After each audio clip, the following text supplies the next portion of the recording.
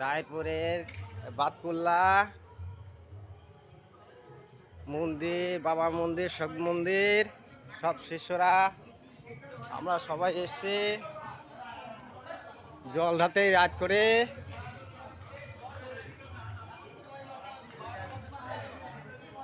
হরে হরে মহাদেব।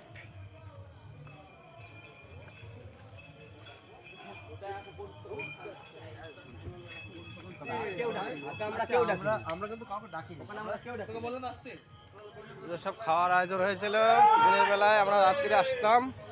প্রচণ্ড ভিড় হয় এখানে বাবা বাতকুল্লায় জল ঢালতে এসেছি সবাই মিলে, সব ছেলে মিলে রাত্রিরে। হরে হরে মহাদেব।